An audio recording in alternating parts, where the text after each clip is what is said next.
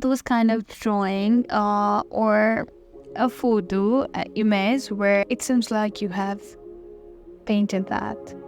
I mean, it seems like you've done sketching of that. It looks like a sketch, but in reality, it's just the edit where you have just click a picture and turn that picture into more like a painting or a sketch.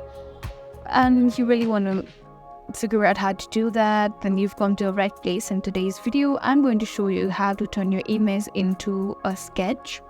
So without any further ado, let's dive right in. First thing first, let's tap into the app itself. So suppose I've chosen this photo over here. So there's the option of brushes, and in the side you can see effects. So you have to tap in that effects option.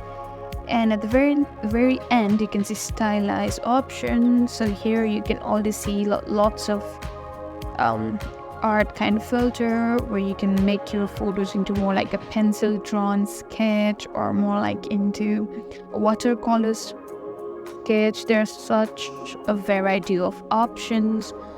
I think I'm gonna go with the pencil one. Tap in there and it's loading, and there you go. You can also change it, like make it more silk, and yeah, according to your preference. Just like the watercolor one, it looks exactly like so clean, like you've almost painted with your hands.